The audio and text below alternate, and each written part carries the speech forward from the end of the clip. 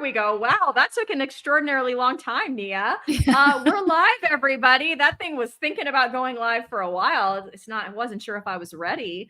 Nia and I were just talking backstage about I'm going back to work to the classroom on Monday. So my summer vacation is essentially over. And this is kind of like my last live stream during my summer vacation. But anyways, I digress. Nia, I'm so excited to have you on my channel today because I've been thinking a lot over the last month about this idea of kind of being a lighthouse or a foghorn, or how we're going to share all these benefits, that we've experienced eating the proper human diet with people around us. And like, do they ever listen? Does it ever matter? Does anyone else ever see us and, follow us in, I guess, and change their lives too, the way that we have, and maybe hope, that we wish that they would maybe do that in a lot of cases. But we don't always see that, or especially not right away. Yeah, I'm excited to be with you. I'm glad that you asked me to collaborate, because I think, I love a good metaphor, and this is a great one. And I think, at different points in my life, I've been on both sides. And so this will be fun to discuss, because there's definitely when something has an impact on your life, regardless of what it is, you kind of just want to get out there and be the foghorn initially, right? And yell it from the rooftops and make sure everybody knows and bring awareness and all this kind of stuff. But that is not always the best tactic, depending on the situation and who the person is. And so, I think it's a great topic. Yeah, I definitely did my fair share, especially at the beginning, because like I'd hear something from whoever, Dr. Barry or whoever, and it would blow my mind. And then I would just, go tell everybody, to the extent that I'm sure they were getting sick of hearing it. But although everybody was kind, like I clearly have nice family and friends, and nobody just straight up told me to shut up or, anything like that. But I've been carnivore for a little over a year now. And if you count my keto, which I kind of do, because it was like real meat-based, whole food keto that I was doing, then it's been almost a year and a half, basically. And at first, initially, it was just my mom. Like I did it for maybe 2 months, and she followed me in. She was like, I'm going to do this too. And now she's 71 years old. She's walking more steps than I do. I don't know, like 10,000, 12,000 steps a day. Her bone density scan, which she just had, looks amazing. She decided to go teach summer school at 71. Like, she's a retired teacher, but she's like, wow. I think I'm going to teach summer school this summer. Awesome.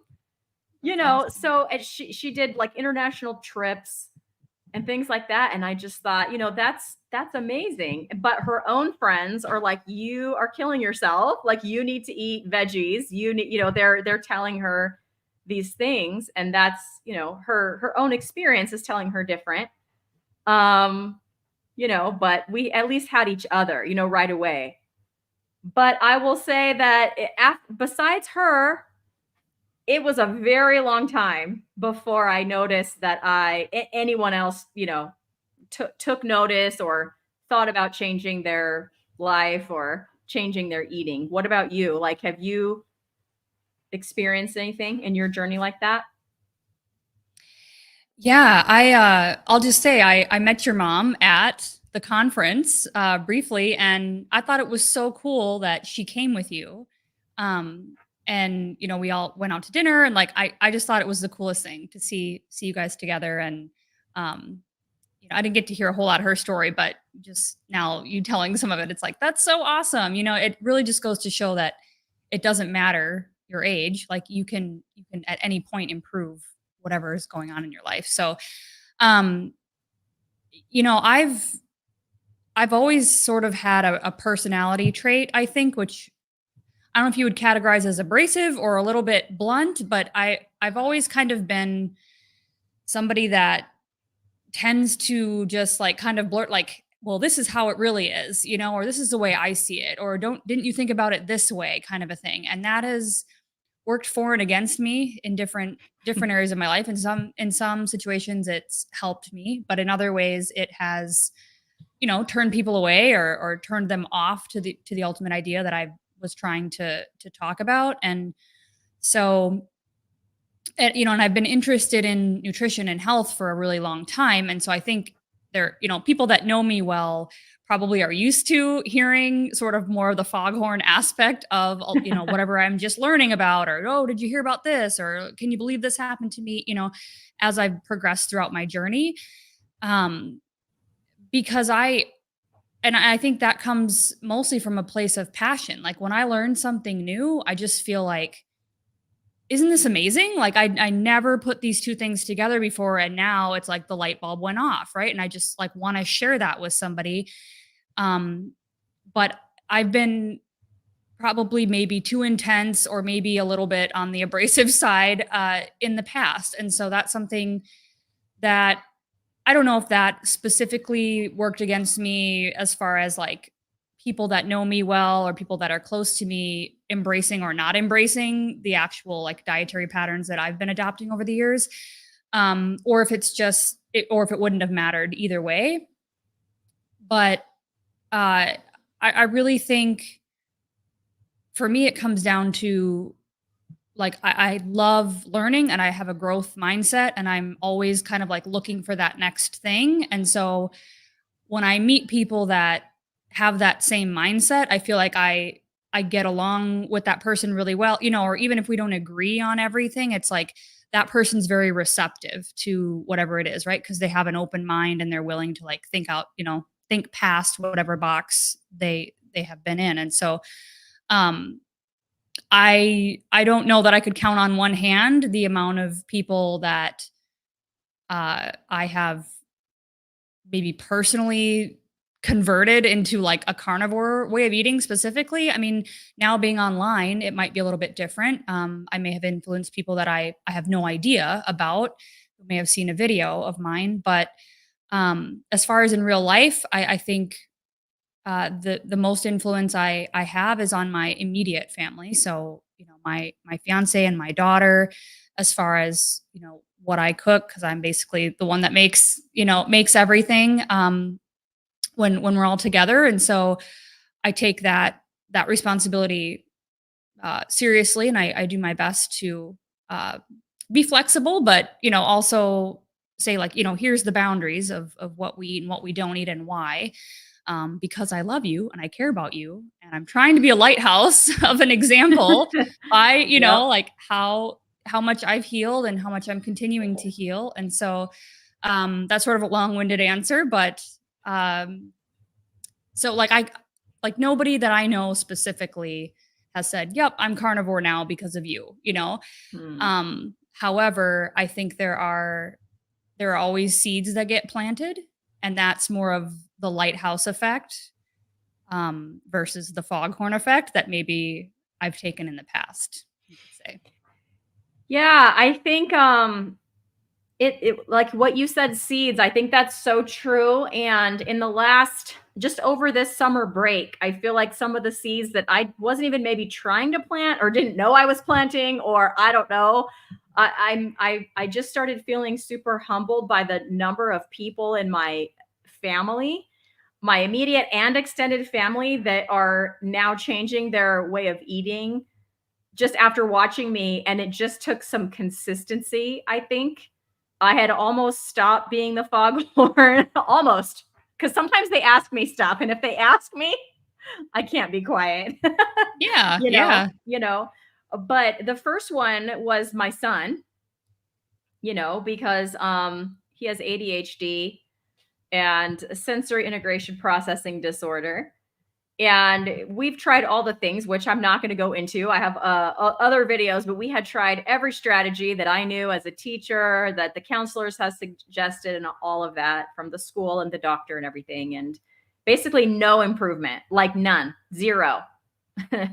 um, and I just thought after, we carnivores, we get our diet right, and then we start learning other aspects of it. So it's not just the weight loss, right? There's all these other things. And so I started hearing about the mental health aspect of it with Georgia Ede and Dr. Chris Palmer, and how mental things have been, fixed or helped or whatever.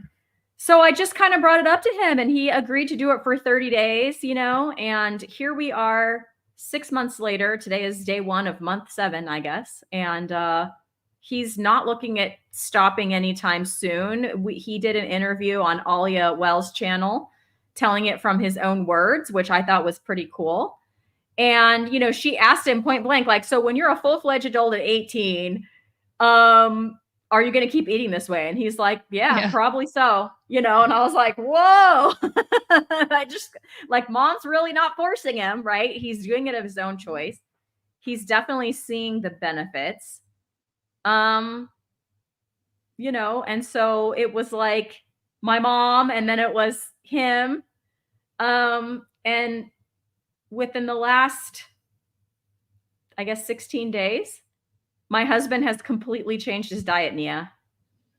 Like, I don't even know what's happening, right? I don't even know what's happening. I really don't. He was probably eating 400 to 500 carbs a day. I'm not kidding. He was okay, because I remember standard. you. Yeah, I remember you saying like there were still like chicken nuggets and all kind of the junky junk in the house. For sure. His thing was like, and we're talking every day. So he would get every single day. Cause people are like, how is he eating that many? I'm like, well, it's not that hard, because let me tell you, all the processed foods, right? So like every night after eating everything, he would eat like a whole bag of tortilla chips with salsa. And that was like, he would have that first and then have his dinner, or like after dinner, then he would go for the crackers, like a full sleeve of saltine crackers, or like graham crackers, and then he'd go for the ice cream after that. So, I mean, when I'm telling you, I mean, this is an estimate. I never measured his carbs or counted, but I'm estimating that's probably what he was doing. And there came a point in time of me doing this that he was like, stop it. Like, turn all the YouTube off. Like, it's too much. He never wanted to hear another, so I would try to do my earbuds whenever I could. But, I do these live streams.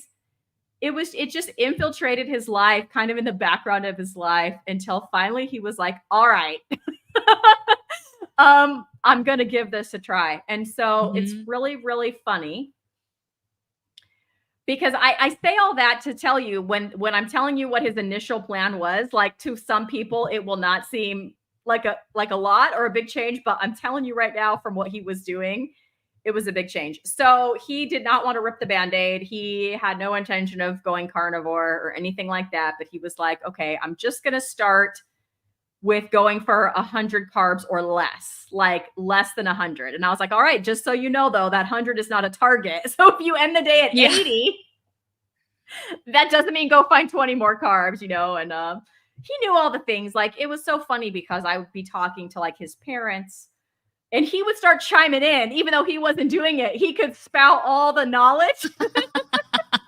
It was hilarious. I'm like, okay. And he was right, because he'd just been listening for so long. So I think the first day he had like his 100 carbs or whatever, like day 1, which was, like I said, I think he's 16 days in. And I don't know why. I don't know what prompted him to do this, but after that, he was like, well, that wasn't so bad. Like, I'm going to lower them some more. So for like the next 4 or 5 days, he really kept it under 30 or 40. And there were some carnivore days. Like, he was all proud of himself. He was cooking his own food, and he was sending me pictures. And there were some carnivore days in there where it was like bacon and eggs for breakfast, and then like shrimp and ground beef for dinner, And I was like, rock on. That's a zero, and then he was, because I asked him about this today, because I was like, I'm going to do this live stream, and I want to highlight your story, because I can't even believe what's happening right now. He was like, all right, now I'm going to try this meal with these veggies. And so he made shrimp and ground beef, but then he made a whole bunch of like zucchini and yellow peppers. So, I mean, pretty keto, but it was like a bunch of veg, like maybe half veg, half meat. And he made enough that he thought it would be 2 dinners. Well, the first thing he noticed was he ate the plate of the meat and it was like half meat, half veg, and he wasn't full. So he's like, well, I guess this isn't 2 Mm. dinners. And then when he went back, he didn't go for just the protein. Like he took all of this, the other half and started eating that. And his heart started like pounding like really hard out of his chest, like the carbs after not eating any. And he really thinks it was the Yeah. zucchini. And then the next day, he was definitely planning on keeping his bananas. Like he could not conceive of getting rid of his bananas. Like he has eaten a banana or mostly more recently 2 bananas every day for literally his whole life since he was a baby. He could not conceive of giving them up. So he had that experience. And then the next day he had bacon and eggs. Then he went to go like do a couple other things. Then he's like, oh, I'm going to have my banana. Well, he had his banana and immediately just started shaking. Like his blood sugar went wonky Yeah. as heck. And Nia, he threw the rest of those bananas in the trash can after You're that. kidding me. No, I'm serious. He had like 3 or 4 bananas on the counter and he was like, I'm done with it. Like, I don't even want them anymore. Wow. So I asked him today about a little bit about that, and I'll stop talking and let you talk in a minute, but because his story, it's kind of amazing. But he said for his whole life since he was a kid, to him being hungry was being shaky. So whenever he would get hungry, like even when it was a kid, like when he was a kid, when it was time for dinner, like he would know that it was like an hour from dinner because he'd start feeling shaky. And he would get these like blood sugar. Like I would love it if he had a continuous glucose monitor on because I know his blood sugar was like doing crazy stuff. And since he's taken most of the carbs out, and I'm not going to say that he's carnivore, but he's pretty close. I'd probably say ketovore, and that was not his intention. Like he was going to keep those 100 grams of carbs, and he's just not doing that because he's realizing how much better blood sugar control he has. And he just hasn't. It's like the first time he went like 4 days, those initial, like after that first day of having the 100 carbs, and then he went down for like those 4 days. He didn't feel shaky for 4 days. He's felt shaky every day for his whole life. He just thought that's what getting hungry meant. Like hungry means I'm going to be shaky. That's what hungry means because that's been his experience his whole life. And I'm just like, what? And I said, so what did I do? Like, I'm going to do this live stream with Nia about, and he's like, I just watched you. Yeah, it got annoying hearing all the videos. It was the background of my life, but I just watched you and I watched you experience all these benefits. And he said it took so much time to like, because he's been watching me for over a year. It took so much time to overcome that programming.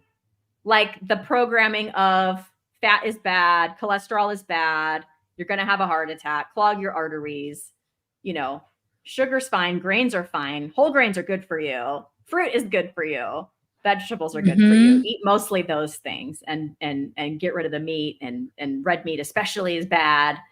And all that programming was just very hard for him to overcome. And Simpson is saying, is this my son? Simpson, I'm talking about my husband. So my one son that is still eating standard American, he's vastly outnumbered now. I told him, it's like, you're the only one. I have 2 sons. But yeah, my husband is essentially going a proper human diet. And yeah, it's pretty crazy. So, I mean, I have more to tell, but I would like, Nia, I would like you to chime in on this and I don't know, give me your thoughts. Yeah, I think a couple things stand out to me, and the programming and the blood sugar thing are the 2 things. Like I can so relate to that feeling, like the contrast of feeling like a steady, even, calm, like steady burning energy. I don't know how else to kind of put it. You can feel it in your brain. You can feel it. Like I just was talking about this for a clip for my next video that's going to come up, talking about ketosis and like how do you know when you're in it and when you're in deep ketosis and stuff. And like if you've not experienced that, and that is your experience where it's like I get a pit in my stomach and I feel like I'm just going to like, tear something apart until I get something to eat and I get shaky. Like if that is the conditioning that you have, where you think this is what it means to be hungry and that's normal. And then to go to being fat adapted and running on ketones and not having that experience, it's like it's literally that's just something that seems so insignificant sometimes, but it definitely should be highlighted because it's such a contrast, and then when someone experiences that for the first time and it's like, holy crap, I don't have to feel, like I'm on the brink of death, to know that it's time to eat. It's like it's two completely different worlds. And I always, that's where my foghornness comes out because I just want to be like, hey, did you know that, you don't have to feel like that. You don't have to feel like you're starving to death. um, I know a lot of us, especially ladies, have a history with, restriction and binging and this negative relationship with food. And I think that is something that again, we almost start to normalize just because it's so common, right? It's like, okay, if I want to, lose weight, I just need to starve myself. And then by the time I get, when I get so hungry that I can't do it anymore, then I'm just, it's kind of like whatever goes, right? Because we're told, well, everything in moderation is fine. There's really no boundary around a lot of these foods in our culture today. And so it's just like from multiple angles, it sets people up, I think, to think that that way of being is normal. And that way of feeling around food and hunger and satiety is normal. And I think it's obviously not normal and it's not how our bodies are meant to thrive and function. And so along the same lines of the programming, I just saw a video from Dr. Berry today. I think he posted it yesterday, just talking about, again, like there's a bar chart of the leading causes of um heart disease and heart attacks, like the biggest risk factors. And by far, by what do they call it? Not the index, but the degree of risk, whatever the science word for that is. It's like a 10.7 times risk. If you have type 2 diabetes is number one risk for having a heart attack or having heart disease is type 2 diabetes, followed by metabolic syndrome, followed by hypertension, followed by, all these things, obesity. And then you get all the way to the very bottom and it's LDL, a slightly elevated LDL cholesterol or total cholesterol or something like that. So it's like all of the evidence now, not all of it, but like the majority of, whole thing's been debunked. The whole thing about fat, the whole thing about animal fat. We know that the seed oils are inflammatory and toxic and were never meant to be food in the first place. And so, like, it's like, that's where I want to be a foghorn, right? It's be like, look at this, like we have been fed inaccurate information, whether that was intentional or not. We could go down that debate, but I think it's a little bit of both. And I think it's very hard to break out of that because it seems like, again, most of society is still operating that way. But if we can sort of manage to live more in that lighthouse position, and I think there's times to do both. I think there's times to be the foghorn and kind of, like, I've had that in my life sometimes where somebody was like, hey, do you see what you're doing here? And sort of been a foghorn to me. And it's like, you know what, you're right. And I needed that in my life. But then other times I've, looked at people and they were more of a lighthouse. And it's right, like, they're not out here blasting the information, but it's like, hey, I notice, like, that's how I want to be, and what are this person's habits and what are they doing and what changes have they made? And I've always been fascinated with looking and studying people, like, like how did they achieve things and how did they change? And so I think there's a time and place where we may need both in our life, or we may need to be both for the people that we love and care about.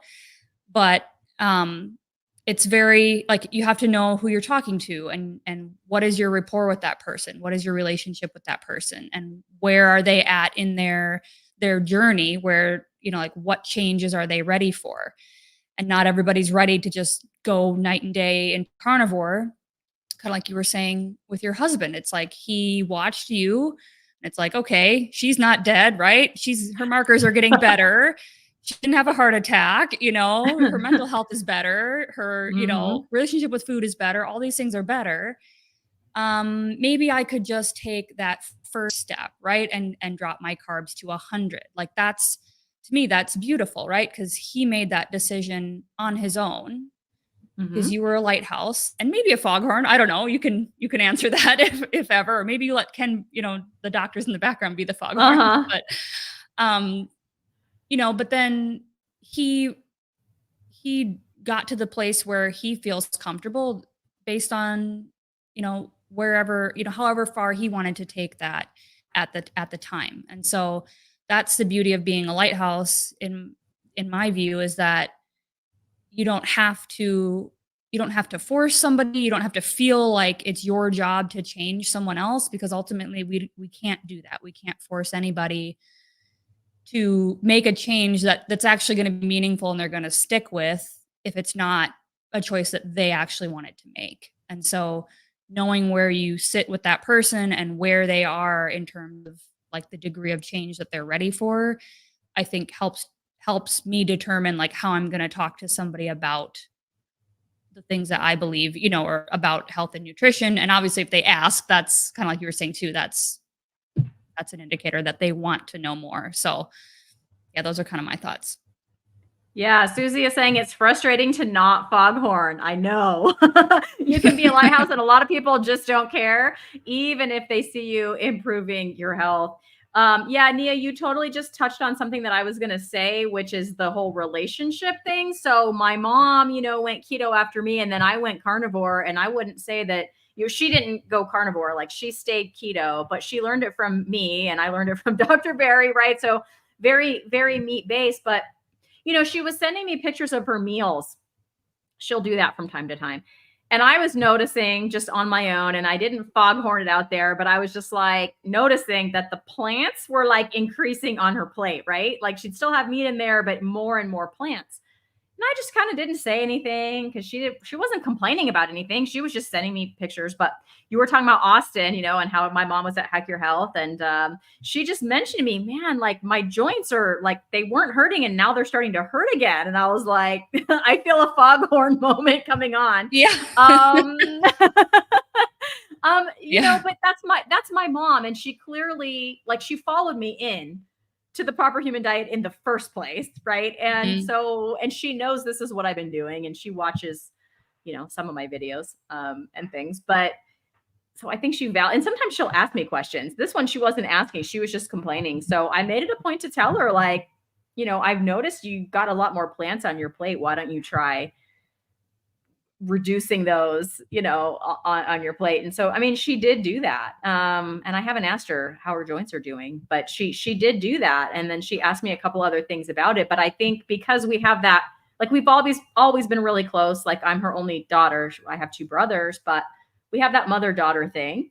So I didn't feel bad or weird about, about kind of putting my what I thought maybe was causing it out there. And some other lady that was in the bathroom chimed right in, like some stranger. She was like, yeah, all the phytates and the lectins and the oxalates.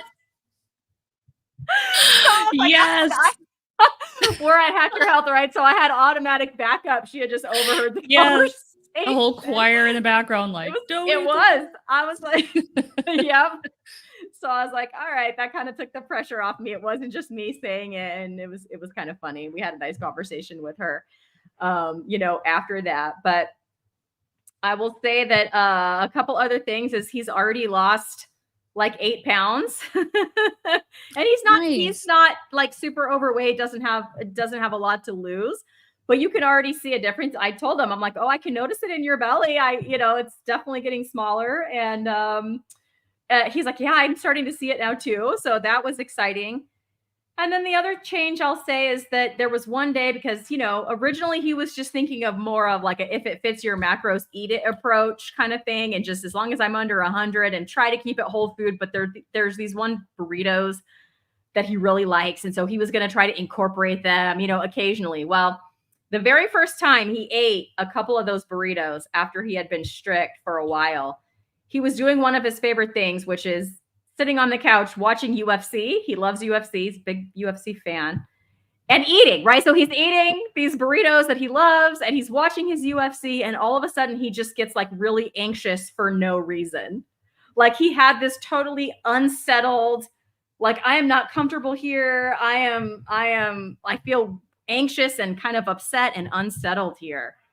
And he was like, whoa, that was like I think a light bulb moment for him, you know, Yes. to Yes. where he went and bought some carnivore snacks. Like he went and bought carnivore snacks, like meat chips, to see if Mhm. that would, and they haven't come yet, but he ordered them to see if he Yeah. could, do that a different way. And I was just like, all right. I'm That's excited for awesome. him. Yeah, to see, you know, where this goes for him.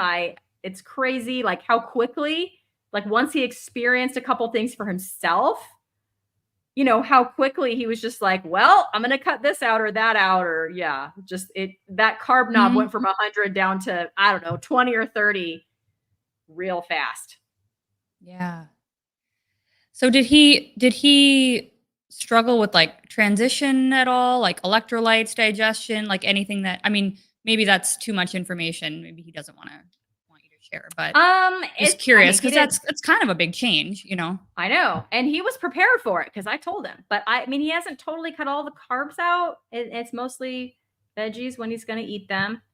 Um, he did tell me today that like he's slowed down, like he hasn't gone poop as much as often. But nothing like feeling like he's constipated or, diarrhea, nothing like that yet. And yeah, no energy. I mean, it feels like stable energy to him, which is crazy. Like no energy lapse, like as if he's transitioning. It's almost like I don't know what his blood sugar was doing. I would love to know. Nia, his incidence of whatever this hypoglycemia or hyperglycemia, who knows? It was getting worse. There was one day, it was a couple of years ago now, but still, I mean, because I can remember him complaining about the shaky, like I feel shaky, I gotta eat, like when we were dating, like when we were in our 20s. But there was one day a couple of years ago, like he was telling me, like, you need to come in here, like you might need to call an ambulance. Like he was gray, he was sweaty, um, you Yeah. know, and I was like, am I calling the ambulance? Like, what's happening? And he was like, not yet, but he couldn't, like, his vision was, yeah, it Yeah. was bad. And Good. so they get that extreme. Um, so it's crazy that just in a few days, he's feeling this stable, he's feeling stable. His blood sugar feels stable. Mhm. So it's pretty exciting. Yeah, since then I go back to work on Monday. She's like, you should see Christy's foghorn students drops the F-bomb. Yeah, true story. I go back to work on Monday. We're gonna be you guys will hear all the fun stories as I start a new school year with new students. Yeah, there's a So time and place for everything, you see. that's right. Speaking of my students, that's another place it's tricky. I walk a very fine tightrope of a line trying to help them. I feel like I can't say nothing, but at the same time, I'm not their mom. Right. I'm their teacher. Um, and then I wonder how much it sinks in. Sometimes I think some of it sinks in, and then I see what they bring me for Christmas or Valentine's Day, which is a whole bunch of chocolate, and I'm like, you guys know I'm not going to eat any of that, right? Yeah. Yeah. Aw. So, but Yeah, I mean, there again with kinda like it's and I hate to use, like, programming, with like, they're just trying to do something nice, but, like, even think about that, like, they know that you don't eat that, but yet here it's like, this is what we associate with this holiday, right? And it's so Mhm. ingrained. It's like, oh, if you don't do that, you're almost like not a good student or, you're not getting the right gift or something. It's there's so many ways that food and essentially the garbage food is tied into our culture, and it's kind of sad to see that. Yeah, they're 10 and 11 years old, so who knows? Probably the parents went and bought it and they didn't, True. say anything. But yeah, True. I'm just like, they bring it and I am grateful and it's a thought that counts and they're trying to be sweet Right. and all of that. I did have one student last year bring me beef jerky, which I thought was amazing. Oh, see there. Yes, there we go. Sometimes I'll Paying get eggs from attention. their backyard chickens. I did have a student bring me eggs from his backyard chickens. Oh. Oh, That was that's so pretty cool. sweet. That was pretty Yeah. cool. So, But yeah, I see what they are fed like through the school lunch program and things like that. It's very hard for me to I don't keep quiet. I tell them that's a bunch of sugar. And they're like, what? I'm like, Well, yeah, just read it. Just read it, you know. And then they do. And then I explain that, okay, see that one that says sugar, that's sugar. But then you see this other one that says corn syrup, that's sugar too. mm-hmm. And so they still eat it. They still eat it. But at least I can't just let them go eat that stuff and not say something. And this school year, they're planning on giving us 15 minutes for breakfast and recess. I'm not kidding you, Nia. Recess is scheduled for 5 minutes. And Wait, what? breakfast is, you heard me. Recess is scheduled for district-wide. This is school district policy, 5 minutes. So if they have to go to the bathroom, guess what? They're not playing at all. They're going to go to the bathroom, and then they're going to eat their Frosted Flakes or Fruit Loops or Lucky Charms, whatever they're being fed that day, or Honey Bun. And then they're going to come back to my classroom without even a chance to run some of it off. Yeah. We always had recess for a full period once a day. Is that not standard? So last year they connected our breakfast to our recess. So they do this new thing called breakfast after the bell. It's a state funded program, which is why we do it, because we get money for every kid that takes a breakfast. The school district receives funds from the state, and it's after the bell because that makes it fair to everyone. That's the reasoning, right? It's after the bell, so they don't have to get there before school. They're already at school, but it was connected to the recess. So we had 25 minutes. So they would have 10 minutes to eat and then 15 minutes to play. Well, they're now condensing that down. They're giving 15 minutes for the whole thing. And they're calling recess 5 minutes. I think this teachers union is working on it. We did get whatever you feel about unions, I don't know, but our teachers union they sent out a survey like, did you know about this? What are your feelings about this? So I responded to that survey, but I haven't heard anything. So as far as I know, in our school district, morning recess will be 5 minutes. And I teach 5th grade, but it's a K-5 school. So kindergarten's a little different, but we're talking little first graders. They're 6 years old, 5 minutes to play. And not even play, because really everyone has to use the restroom. Like they're going to have to go to the restroom. Yeah, that's literally nothing.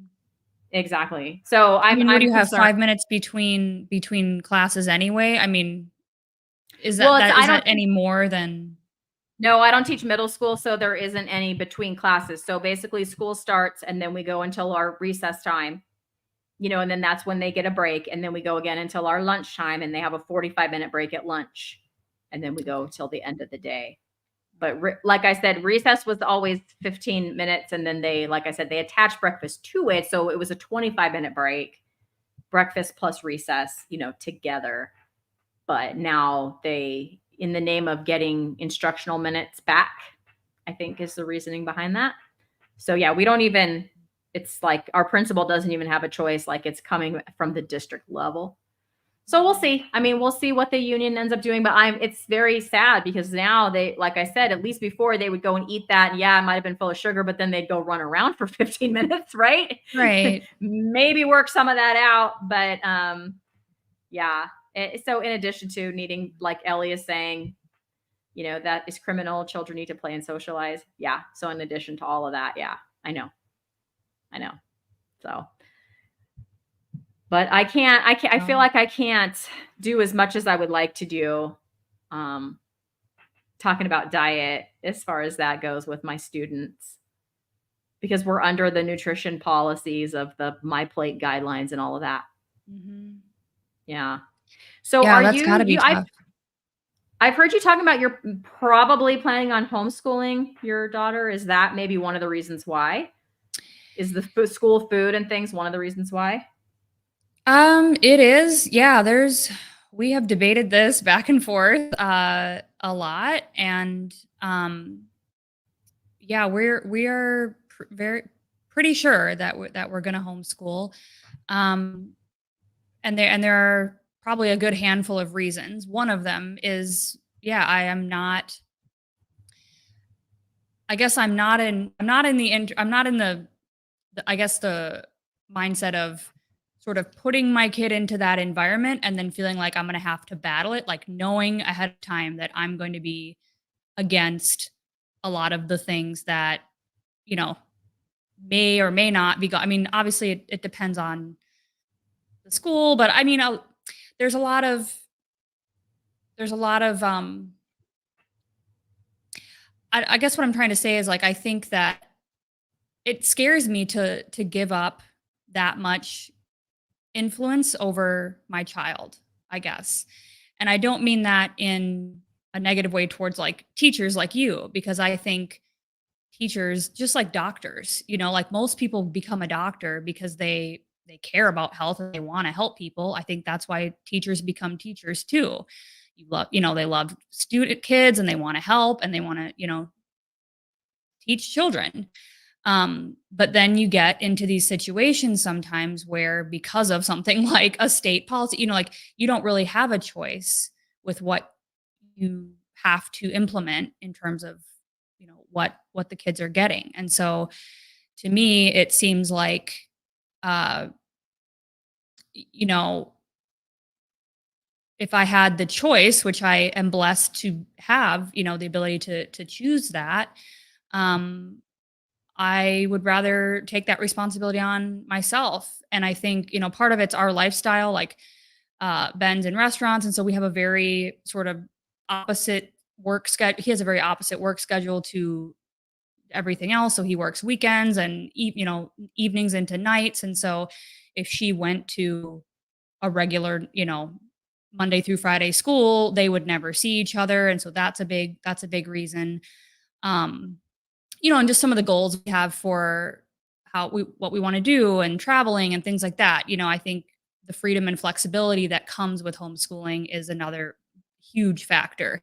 But there's definitely some things that, you know, I just wouldn't want her being around and being like there for 8 hours a day and being in that environment and seeing like, oh, this is what all the other kids are eating and this is normal, right? And then we're the weird ones for eating whole food, ketogenic, or, you know, in my case, a carnivore diet.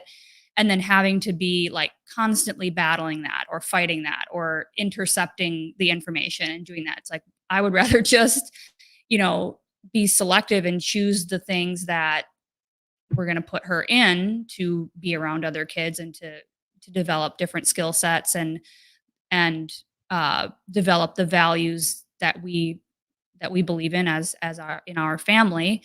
Um, and you know, and I know not everybody gets to make that choice, so I definitely feel blessed to even be sitting in the position where, you know, we get to play around with that. And so um but yeah, I don't see the school policy as far as what they're, you know, feeding kids changing anytime soon, right? It's like it's we even though again, like we've been talking about, we know that there is new evidence. We know that grains are not healthy, you know, and then we have all these chronic diseases on the rise and mental health conditions on the rise, especially in kids and adolescents.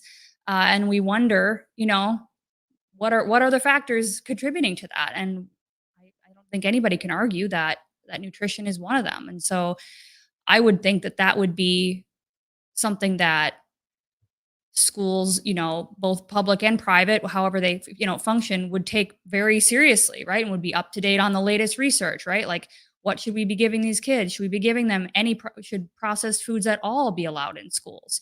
Or, you know, pop machines or things like that, vending machines where kids can get this junk, you know, like, and I don't know, I haven't been in school for a long time. Maybe things are a little bit different. But I'll let you shed light on that.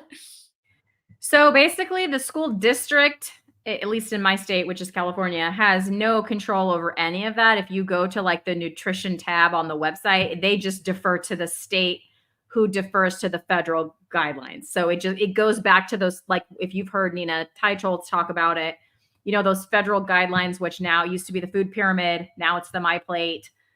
It does affect everything. And a long time ago, I think when I first started teaching, they still might have cooked some things. They cook nothing. It's all processed. Every single thing is processed. It comes in a plastic pouch. Whether it's a burger, a pizza, you know, for breakfast, it's the honey buns, the little cereal, little plastic miniature bowls of cereal. non-fat milk, non-fat chocolate milk, or 1% white milk. Bars, bars, some kind of fruit bar or protein bar. So it's every single thing is processed, but it follows the MyPlate guidelines, and you can click on the nutrition information, right? And it shows the macros and whatever. Sugar I think they just passed something where they're going to have to start limiting sugar, but it doesn't start like today. It starts in a few years. So as of right now, there's no limit on sugar, how much sugar can be in there. It has not been concerning. It's all been around the fat, how much fat is in there, like low fat milk, like I said, or 1% milk or non-fat milk and all of that. So, yeah. And it's carbs on top of carbs. I forget. I did a live with Alia like a long time ago, and I calculated it. It was hardly any protein. And if they chose like the breakfast, there was a day that there was like a breakfast sausage. And if they just didn't eat that sausage, like if they ate everything and just threw the sausage away, there was literally no protein in the entire thing. And some kids will do that because they just eat what they like or what have you. So I find it very sad that, and it's nothing that I can't fault my school district. They don't really have control over it. They're mandated to follow those, those guidelines by the state government and the federal government, the MyPlate guidelines. So, and then, yeah, I think that it's a big, the nutrition, I think there's some other things going on, but nutrition is a big one. And I've definitely seen the average kid become less fit, like in my grade, because we have to do a physical fitness test every year in 5th grade. That's one of the things the state mandates us to do. They have to run a mile, push-ups and sit-ups and things. And their general level of fitness has decreased. The weights of kids have gone up, and I can definitely see symptoms of metabolic disease, skin tags, and that I forget what it's called. It has like a long name, but it's like that darker skin, that like fuzzy looking skin that Dr. Berry talks about. That's like a kind of a darker skin. It's usually on the neck or the armpits is where you'll see it. I see that, on kids, and I never used to see those things. But now if I look around my room and I count like how many kids are overweight, it's most of them. Yeah. It's most of them. It's the ones that are lean, they're in the minority, I would say. And that doesn't always equal that they're metabolically healthy, right? And we know that now too, right? So it's like, even that, you could look at maybe a room full of kids that appear to be like, oh, they're not super overweight, but it doesn't mean, I was always very, petite too. And I've never really weighed more than, I don't know, maybe 15 pounds more than I do, maybe 20 pounds more than I do now, outside of pregnancy. But, but my gut was a mess, and I had that same weird hypoglycemic thing where it was just like just shaking and weird. And so, I mean, even that, you can see a lot of it, but, like even the relatively lean ones, may still be surviving on processed food. And, this is the same, like you're saying with, it's not just the schools, it's, the prison system and the elderly, the what are the names? Military. The military. Yeah, like all this, like literally, because this is the way that we say that everybody's supposed to eat, which is based on essentially nothing, no solid, good evidence.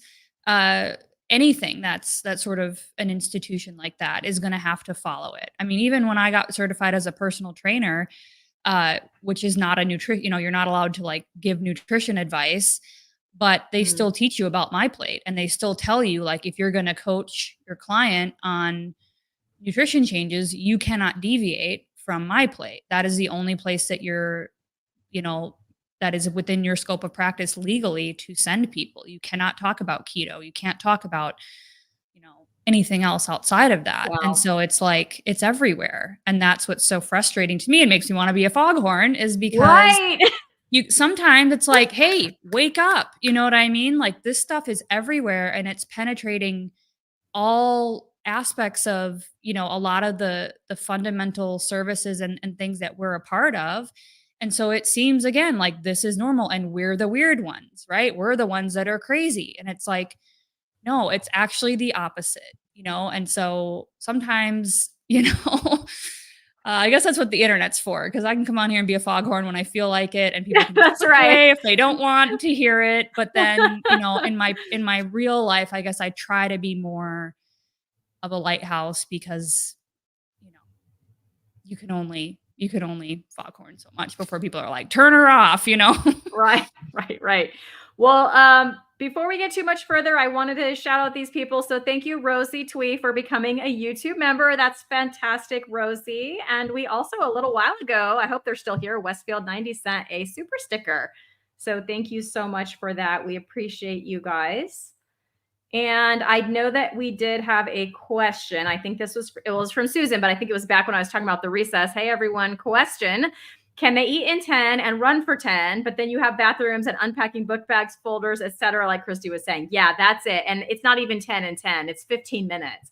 So it's 5, and that's what they've allocated is 5 minutes for recess and 10 minutes for the breakfast part of it. And just from my experience, I'm pretty sure that they will not just let them play. Like if they say they don't, because kids will say, well, I just want to play. And maybe a kid who's hungry, who didn't eat, won't, whatever. They're going to make them sit there. So they're not going to say, if you're not going to eat, you can go play. They won't do that because kids, like at lunch, so we used to have this problem at lunch all the time. So there's like a mandatory time where they have to be sitting at that table because kids will just run off and play and not eat.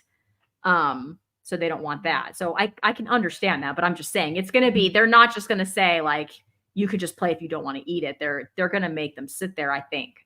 I mean, not that I've experienced it yet, but based on what they've done in the past, right? So yeah, I mean, we're definitely going to have PE. PE is mandated 200 minutes every 2 weeks in California because it's the only thing that's mandated. Like math isn't mandated for any number of minutes. Really? English language arts is not mandated for any number of minutes. But PE is because there was a lawsuit. There was a lawsuit where the parent blamed the school district for their kid being not physically fit and being overweight, and they won. Yeah.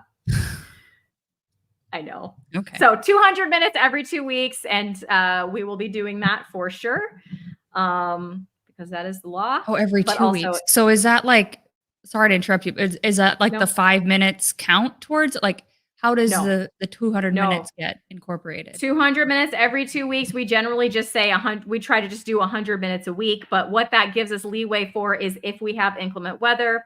So it's 100 degrees here. We start school in August. We're going to have some inclement weather days. If we need to make it up, you know, we have 2 weeks to get in that 200 minutes. But generally speaking, we do 100 minutes a week. So like last year, we did 20 minutes every morning. 20 times 5 is 100. Yes, I teach 5th grade math. And so that's my 100 minutes. And that's how we would do it. This year we have like a master schedule, and I don't really know, but it's incorporated in there for sure. And I still think 5th grade has that first thing in the morning time, which I like. It kind of wakes up their brain a little bit. We call it like the morning vitamin, you know, they get out there, run around a little bit. And so they will get that.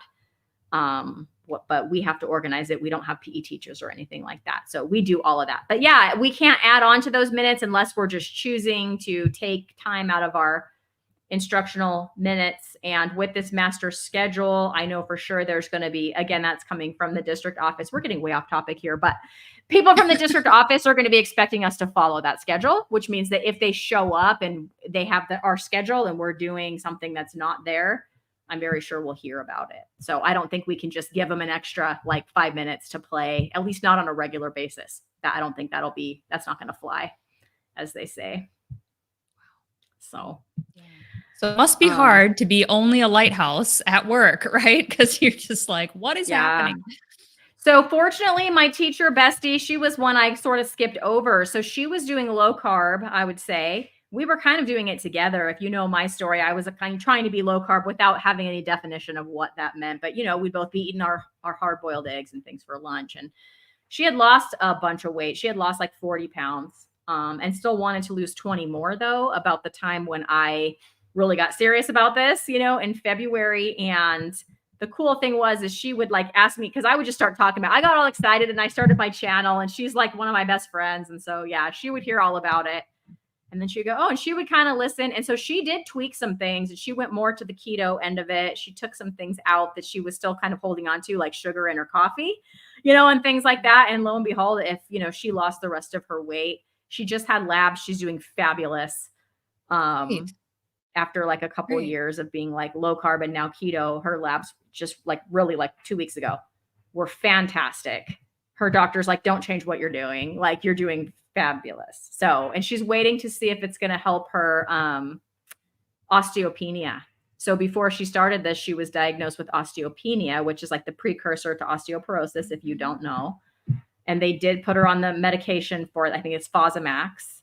But I'm like, you need to make sure you're getting your D3K2 and, getting your steps in, do some weight bearing exercise, and keep with the keto.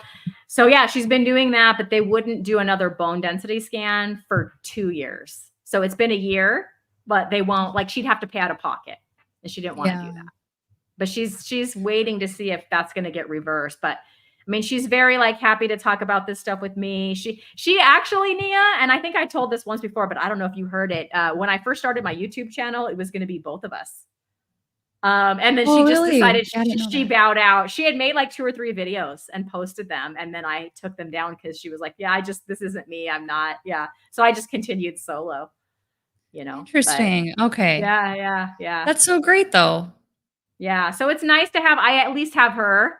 And people know now. So if there's like a staff, whatever, potluck of some sort, or the principal will buy like food for the staff during Teacher Appreciation Week, or she'll make sure that she'll do the best of her ability to make sure that there's something with meat there.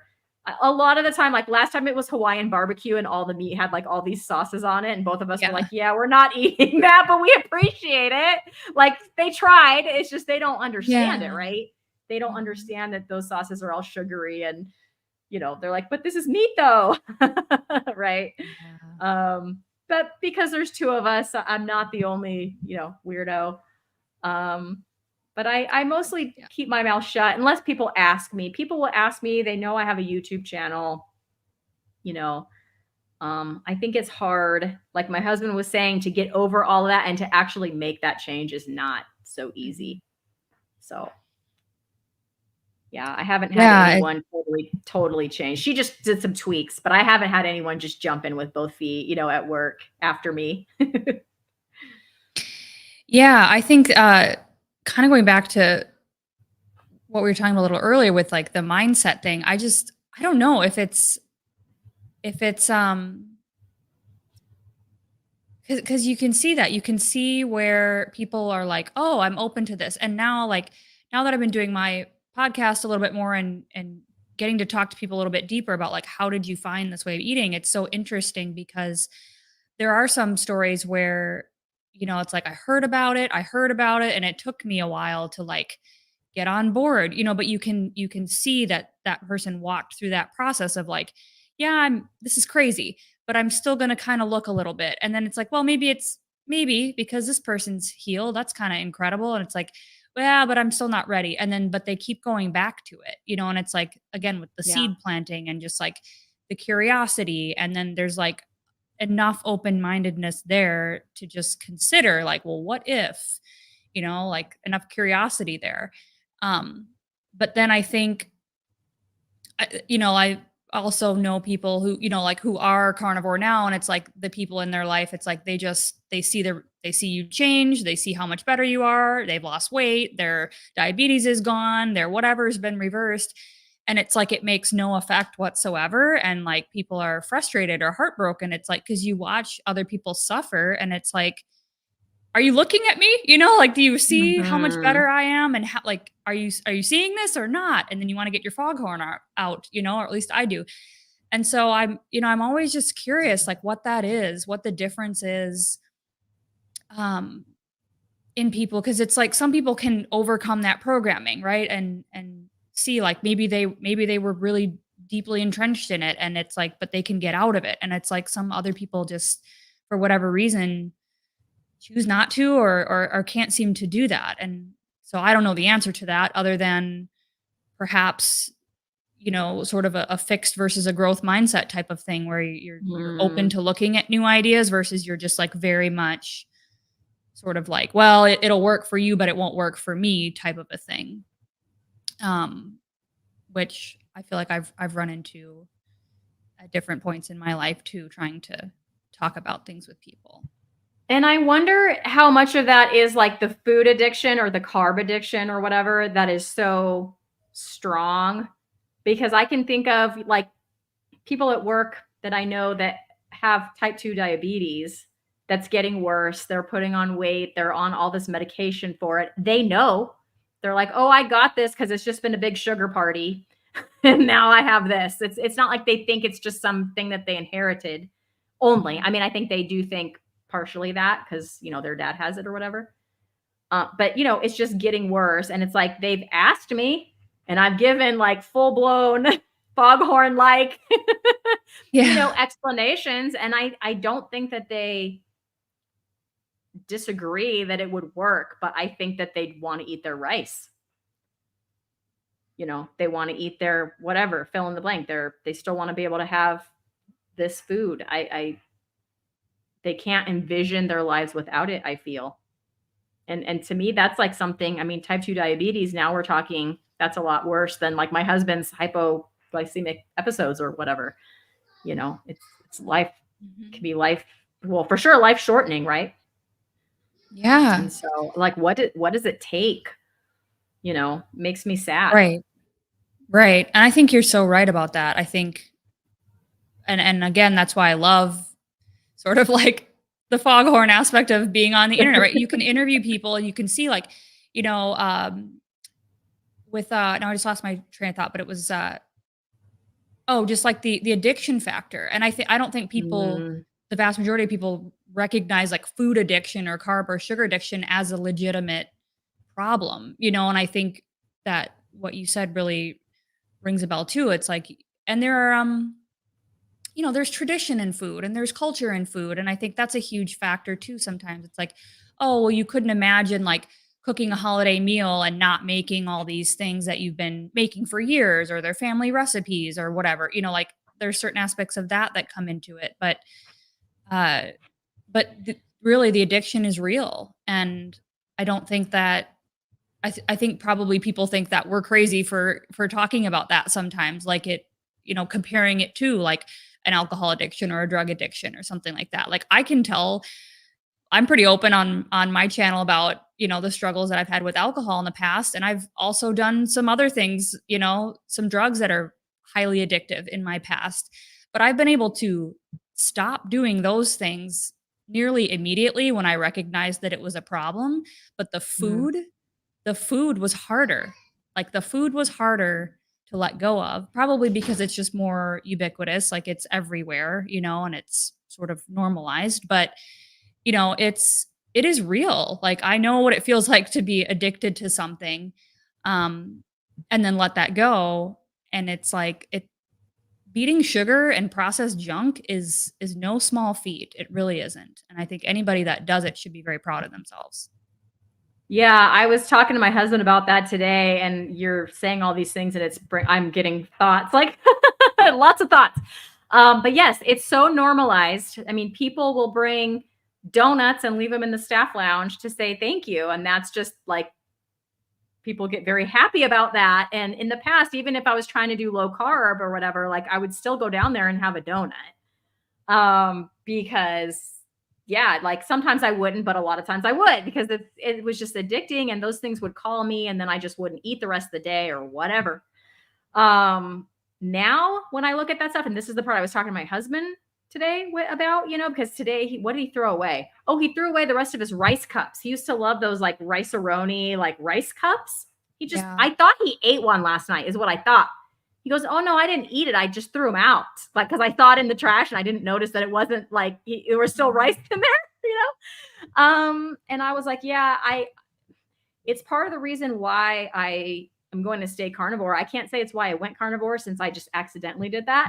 But but when I went carnivore, I noticed that the longer I stayed carnivore, it's like I look at that stuff, and even if I see, in carnivore videos, sometimes they'll show like the grocery aisle because they're bringing up the point of like this is not food, and you see that whole aisle, and it literally like it looks like poison to my brain. Like I don't want it anymore. So when those donuts are in the staff room, it's not even tempting anymore. It's crazy because I didn't think it was a problem. I can't say like, oh, look at me, I'm so awesome because no, it was like just eating the meat, and that went away. And then I didn't realize how big of a problem it was until I stopped having cravings. Like I just thought having those cravings were a part of just being a human. And even when I was keto, I would crave for like the nuts and stuff like that and the cheese. And now I don't eat nuts anymore, and I can have cheese sometimes.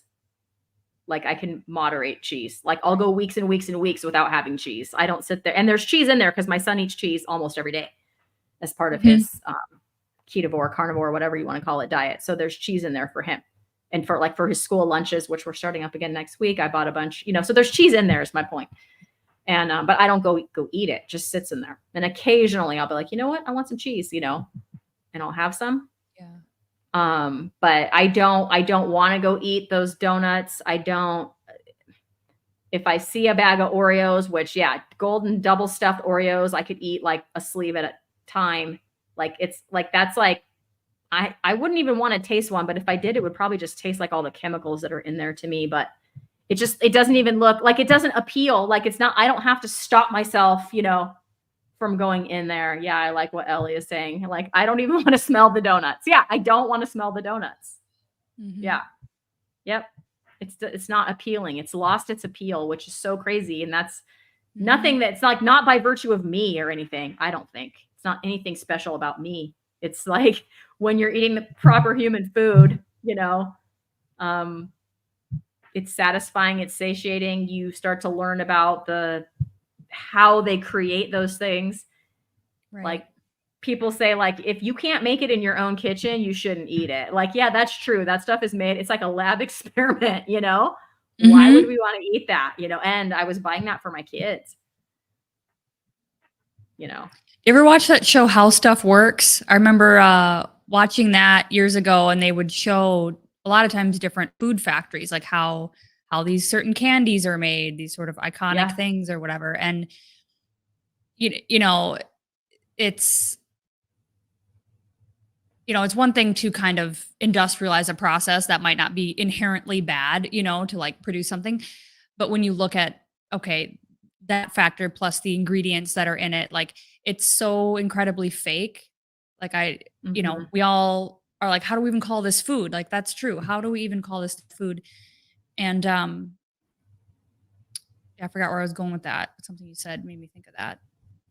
Just watching it be made, I guess, like once you see it, you can't unsee it. You can't. And then when you see that in the store, you're like, I know how they made that. And that's disgusting. Yeah. And what really went into that. And that's gross. And nothing about that is real or is going to give me any benefit other than momentary, drug-like satisfaction from eating it. And so what's the point, Yeah, the same with the seed oils. Like when you see how they make those things, it's like, and that's supposed to be healthy. Like, look at that sludge. Like, I can't. It can't even be. It's like such a factory process.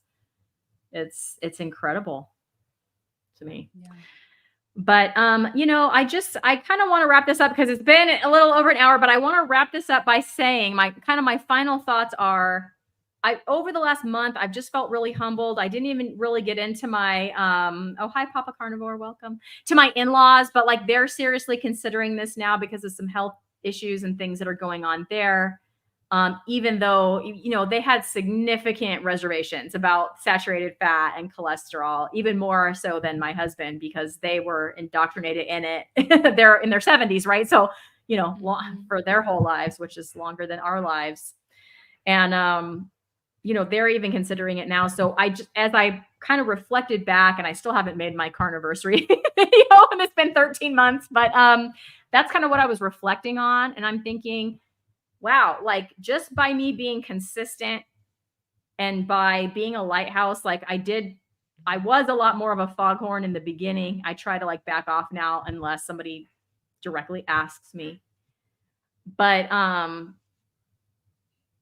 even my husband just saying it, like, I just watched you. I watched you improving, and like, it intrigued him enough to like overcome the programming and be okay with giving it a try. And when I look back and start counting the people, like it's more than one hand at this point. You were saying on one hand. For me, it's more than Maybe, one hand. yeah. And it was humbling. That's humbling to me. I never knew or never thought that what I did would affect so many people. My brother too. He's not full-time carnivore. If he goes full-time carnivore, he gets too skinny. That's what he says. And so then he incorporates some carbs back in to put some weight back on. But he'll go back to carnivore because he feels really good. So whatever. He and I can talk more about that, how he might keep the weight on, is by staying carnivore if that's what he wants to do. But yeah, I mean, it's crazy. And I never knew or never thought that me doing this, at first I was like, nobody's listening. I'm the only one. I'm a weirdo. Good thing I have all my internet friends like Nia here to talk to. Yeah. And then now looking back, right, it's like, it's my mom, it's my son, now it's my husband, it's potentially my in-laws, it's my friend at work. The list is growing, and it's amazing just what some consistency and just living it day in and day out. I didn't quit after 2 months. And even though we talked on many live streams about speed bumps or, things that might have thrown us for a loop or we've had to tweak or change. It's like, we're still consistent. We're still going forward. And I would say, I'm still glad I'm not planning on, going back or adding carbs back in or doing anything like that anytime soon. And I think that just kind of shines through for people, and it just takes time. So I wanted to do this video to like let people know that, even if I'm not the perfect example or the best example, clearly and humblingly. So like, people in my life are making changes, and I'm so happy because it means I'm going to have them around longer. Absolutely. Yeah, that is all I want out of this, is to do the best. Like, I'm not a perfect example either, and I try to make that clear in my videos too. It's like, hey, because it's life, and life isn't always perfect, and we all make mistakes. And so but we can always keep moving forward, like you're saying. We can always this is such a beautiful way to learn about yourself, I think, too, and just really uh, develop your confidence and your belief in yourself to do hard things. And yeah, I just noticed so much more peace within myself the longer I do this. Just keeping the promises that I made to myself about getting healthy, and so I hope that. That I can be somewhat of a lighthouse. That's really all I want, is to have that ripple effect, even if it's just being the seed planter, even if nobody ever, says, Nia, I went carnivore because of you or whatever. It's like, if there was any point in that process that I could be a part of, that's what means a lot to me, because so many people suffer, and so many people suffer and think they're alone, and that these problems are things that can't be solved. They've been told whatever they have is incurable, or it's genetic, or it's just the way life is. It's just a part of natural aging. And, to me, all that's BS for the most part. And we've talked about examples here, like your mom's an example. Like, you can be in your 70s and totally improve and change your life.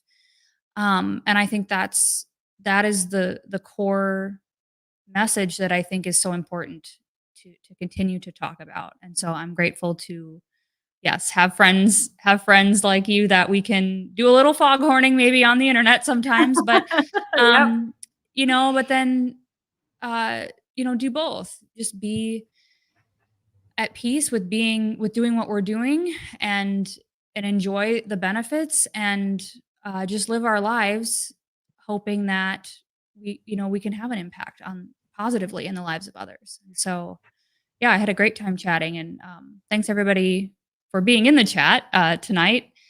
You guys are all awesome, and course, anybody watching the replay too, leave us a comment. Absolutely. Hi, there's a lot of people coming in at the last minute. Papa Carnivore. I know. Latro, sorry if I mispronounced that, but welcome in. Maybe you can go back and catch the replay. Nia, I had a great time chatting with you. Yeah, same thing from me. Thanks everyone in the chat. I wish I could have highlighted. There was like a lot of good comments in there that they were making back and forth to each other. So thanks you guys. We appreciate you. And next time you see me, I'll be back to teaching. So we'll see. We'll see how my carnivore energy holds up, you guys. Yeah. Good luck. Thanks. Good night, everybody. Bye.